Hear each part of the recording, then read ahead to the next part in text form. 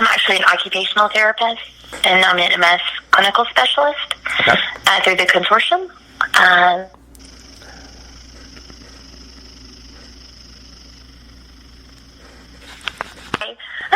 Start again. I don't know where. I heard occupational therapist, and that's about it. Oh, gosh. Okay. Yeah, so I'm an MS clinical specialist, too, with a consortium. Okay. And I work for a private practice. So I work for the Tanner Center. It's Dr. Emily Reiser. She's a comprehensive care center. Okay. And I've been with her for about 11 years. And more like the last, I guess, almost 3 years, I've been solely working on our PCORI project. So it's PCORI funded, and it's called TEAMS, which is Tele-Exercise in MS. And I'm the clinical research coordinator. So basically we have 43 sites across 3 states.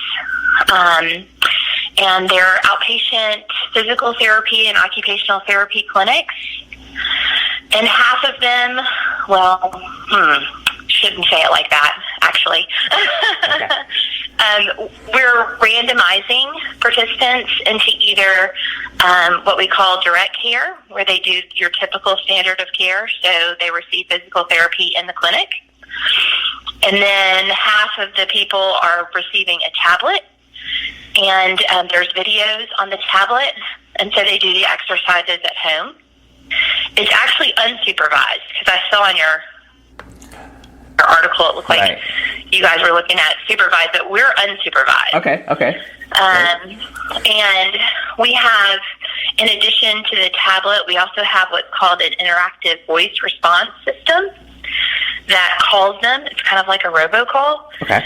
That where the participants can indicate either, they need someone to call them or they're doing fine, and it actually gives them feedback based on what they put into the system. Okay.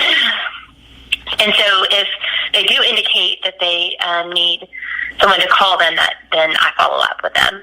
Okay. So, so we have, we're trying to recruit 820 participants, so it's a very large study. Yeah, wow. We currently have, I think we have 516 today. We still got a little ways to go, but we're doing pretty well. Yeah, that's great. So you can tell, what that says to me is that people are actually pretty interested in this type of program, sure. Which is good. And we don't have any results so far, or at least they blind me to the results. But just the comments that we have received from participants has been very positive. Okay, great. And our program, I think, for me personally being an OT, touching people, I like to have my hands on people. Yeah. I like to, see. It was a little bit of a challenge. Like, I definitely was like, wow, this is kind of weird, Yeah. But I will say we worked really hard to make the program very individualized. So we have 6 different exercise levels. And then within those levels, we have ways that you can use equipment to either challenge the exercise, like make it more difficult, or to modify the exercise, make it easier to do. So we tried to make it very user-friendly, if that makes sense. Sure, yeah. And I think the reason why I decided, okay, I'll definitely sign on to this project, because at first, being a therapist, when you tell people, okay, we're going to start looking at tele-rehab, people are like, wait a minute, is that going to put me out of a job? What does that mean? Right, yeah. But honestly, we're not able to reach as many people as we'd like to. Like, we all know exercise is good for you, no matter who you are. But when you have MS, definitely working with like a physical therapist or an occupational therapist, someone who's trained and knows, hey, okay, your hip flexors are tight, that's why you're walking that way. Really goal-directed exercise is so important. And I just felt like if we could reach more people that way, there are people who, are moms like me that have, multiple things going on that just don't have time or won't take time for themselves, really. Yeah. To go and do a program like this. Or you have people, we're in really remote areas, like really, really rural parts of Mississippi and Tennessee and Alabama. Sometimes I drive places and I just kind of call my husband and say, okay, this is where I am right now. I probably won't have cell service for a while. Right. So then they have no access to any sort of care, and then you have people who transportation is a huge issue. They ask their family members to do so much for them. They don't want to ask them to take them to PT too. Cost, there's co-pays associated with every visit. So that's really difficult. And that's something we're going to have to overcome with telemedicine. I think that's going to be the biggest hiccup for us, is that PTs and OTs still need to be paid, for their services, but yet this is more cost effective if we could do a mix of like a tele-rehab program that they take home and then check in with us so often. I think would be really great. Okay.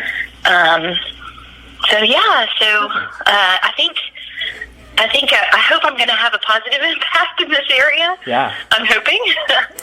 That at least, we can offer something different to people, so they can access services. Yeah. But our program you do not need internet to run the exercises. Okay. And I think that's a big thing, because so many places don't have good internet connection. Yeah, I think especially when you're talking about these remote populations, right? I think that's a question I had as I've kind of gotten into this. So that's great. Yeah. Mm-hmm. Great. Perfect. And I think my understanding from our IT guys too is that the internet in the Southeast is really slow anyway. Okay. So to load, to load like any kind of videos, like we're so used to it because we don't know any different, but apparently it's very slow, which is so sad. It just keeps happening to us, this area of the country. So let me ask you a few kind of follow-up questions. That's a great overview.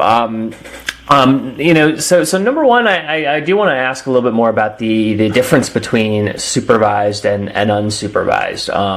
Sounds like you've kind of made, one of the big concerns is, of course, if people need help, and it sounds like you guys have solved for that, with people being able to reach out to you.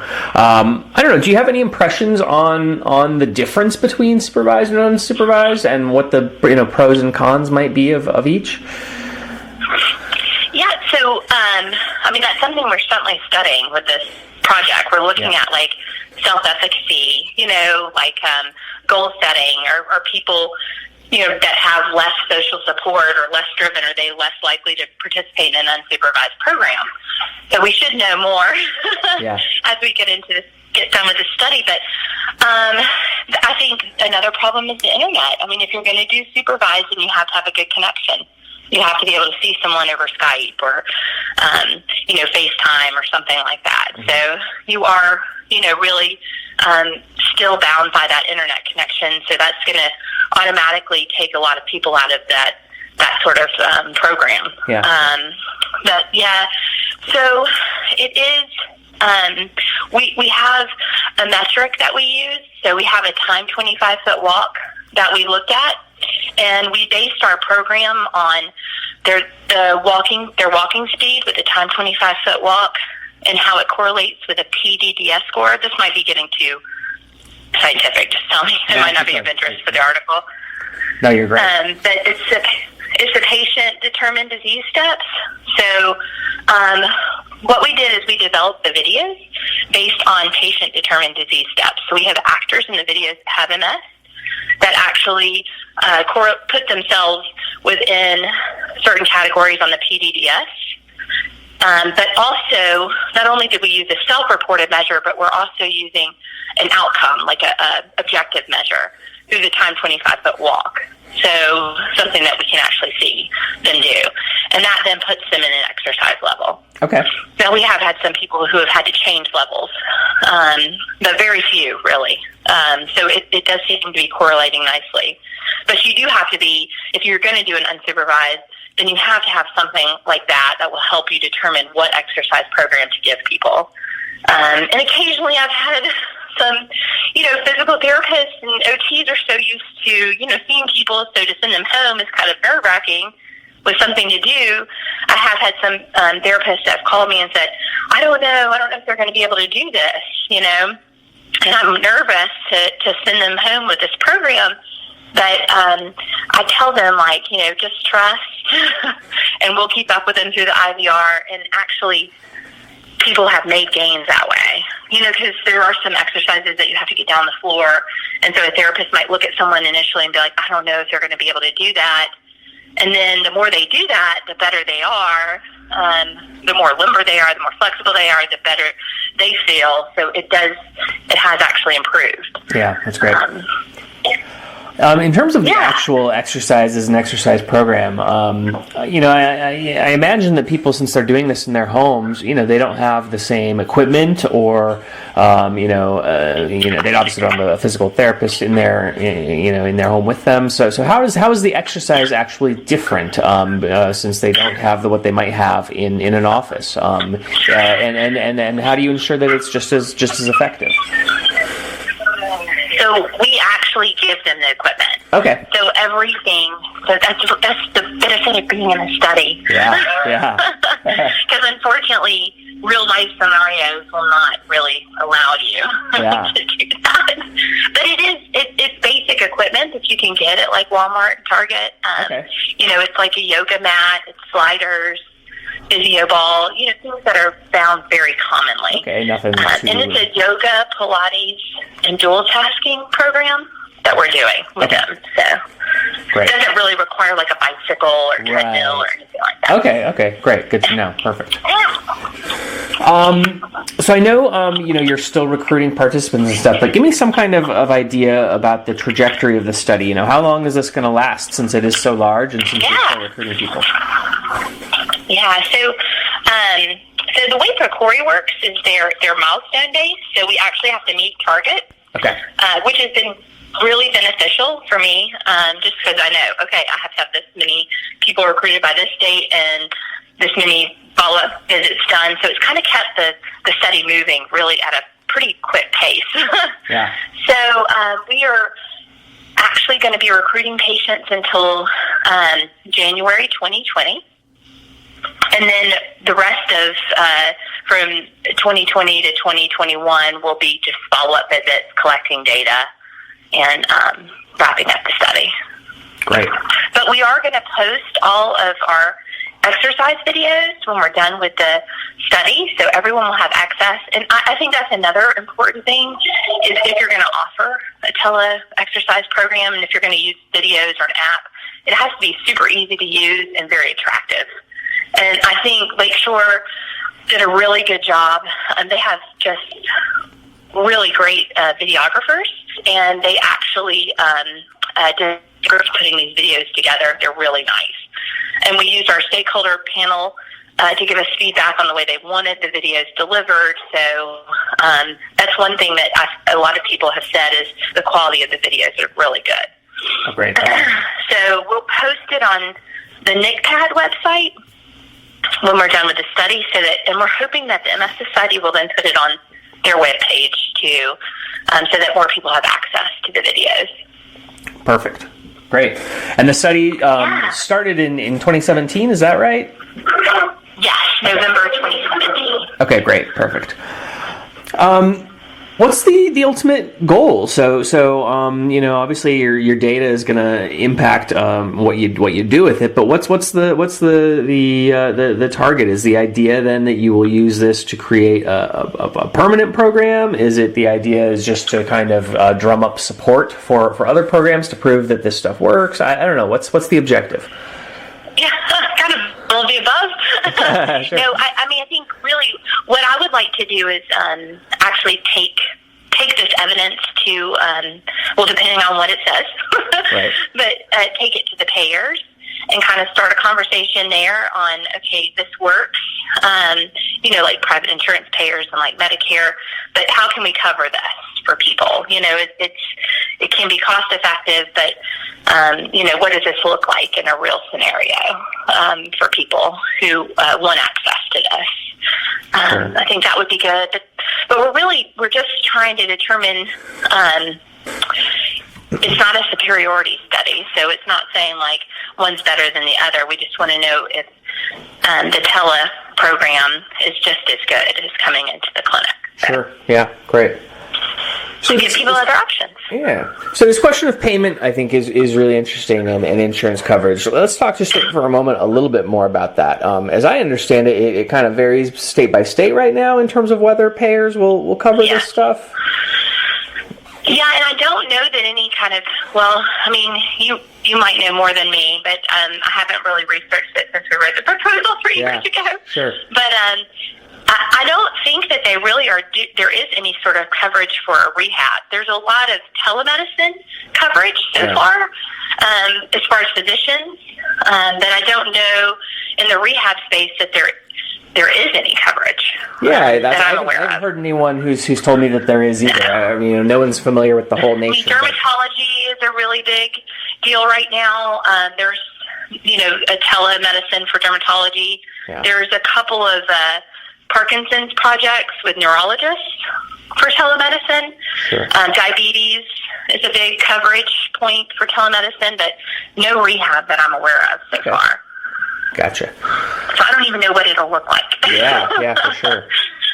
But we've got to start somewhere. Yeah, absolutely. I want to make sure I'm using my terms correctly. I want to know the difference between rehab and exercise, and if I'm using the right terms, and what you guys are doing, and what the difference is. Help me navigate that a little bit. Yeah.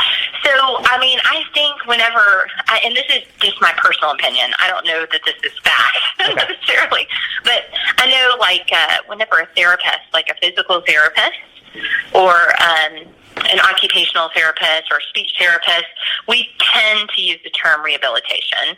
I think when it's an exercise physiologist that's working with a client, they tend to use more the term exercise. Okay. We call ours a rehabilitation exercise program on our flyers. Right. And we have to be really careful about not using the word yoga in the Southeast, which is interesting. Oh, really? That's interesting. Because people think it's a religious practice. Okay. That's interesting. Okay. So, yeah. Very interesting. Great. Is there any, in terms of the goals of the programs, is it just a nomenclature thing, or is there any concrete difference between the actual programs between rehab and exercise? So we do have an endurance component, but not necessarily a cardiovascular component. Okay. We're not looking at heart rate. Okay. Our goals are to increase physical activity in terms of endurance, balance, strength, and gait speed. So a little bit, it is different terminology as far as goals. Okay, great. Perfect. I think my last question is just is sort of a research-based question, just in general about the value of exercise to people with MS in general. Yeah. So obviously you're studying whether remote access to these programs is helpful, but just in general, is access to these programs helpful? Yeah. How does exercise serve people with MS? Yeah, so I think it's so critical for people with MS in all levels. We have a full exercise program that they do in the chair, that even that can increase your ability to sit in a car, your ability to transfer. So I think in order to, research has shown now that it's actually protective of your myelin to exercise, but beyond that, just maintaining your flexibility, your strength, fighting off any kind of fatigue. That's a huge component too. I know people get a little bit like, oh, I'm so tired, I can't exercise. But I think once you start and build up that kind of tolerance, and then you start to see the effects on fatigue, decreasing fatigue as well. Perfect. Great. And another thing that we're doing, and this is, I don't know if you want this, but another thing that I think is so important, we're actually doing, we're doing assessments with these people. So at, baseline 3 months, 6 months, and 12 months, they're doing a walking test, they're doing grip strength, they're doing balance tests. And this to me is something that people don't do that have MS often enough. So that way they're aware, like, hey, my grip strength is this, and then if something happens, like they have an event where their hand becomes numb, then you can go back and see if that strength has actually changed. So I think it's important for these people to have these metrics. And I tell people that all the time, like, it's so good that you're participating in this research, and all this data is yours to keep, and it's a good thing to know about yourself. Yeah. Fantastic. Well, Tracy, I think we answered all of my questions. The kind of final piece of the puzzle. No, you did great. You're fantastic. The last piece of the puzzle, and I don't know if this is something you can help with or not, but we are kind of hoping to get maybe a patient perspective, someone who actually has MS and is actually doing this. Would love to hear how they've benefited. So I don't know if you've got anyone in mind who might be willing to chat. I definitely can. I'm so sorry. It just dawned on me today. I was like, I should have asked. No worries. I didn't think about it either until a couple days ago. And I know people can be nervous about chatting with a journalist and stuff. So I'm willing to also we can do it by email if someone thinks that would be easier. Whatever works for them. Okay. We gather stories all the time to present to our stakeholders. Okay. So we have tons of stories. Okay. We actually have a guy who did a video chat, like, for us, like, recorded himself telling his story. I think we could probably share that with you, or you could talk to him on the phone as well. Okay. Let me work on that today, and I can just email it to you. Perfect. Okay. Yep, that's great. I'm just wondering, like, from a HIPAA perspective. Yep. Like, how I get you in touch with someone. Yeah, the way I've done it in the past. I mean, I'm not an expert on HIPAA, but I can tell you that when I've done kind of healthcare stories in the past with folks is, you would of course get permission from the patient first. Say, hey, this guy would like to interview you. Is that okay? May I give out your information? Or you could even put the patient in contact with me, so you can give them my information if that would be easier. Okay. Yeah, I think, I'll ask and see which would be better. But either way, I'll try to get you in touch with someone today. Perfect. Tracy, I really appreciate it. Or at least start the ball. That sounds great. Yeah, we can certainly push it in the next week. No worries. Okay, great. Great. Well, thanks you so much. I appreciate it. I hope you have a wonderful Memorial Day weekend. The article, just so you know, the magazine works really far in advance, so this won't actually be until the winter issue of the magazine. But I will keep you posted, and we'll make sure you see a copy when it's finally out. Oh, thanks. Thank you. Okay, sounds great. All right. Thanks so much. Thanks, Tracy. Have a great day. All right, take care. Bye-bye. You too.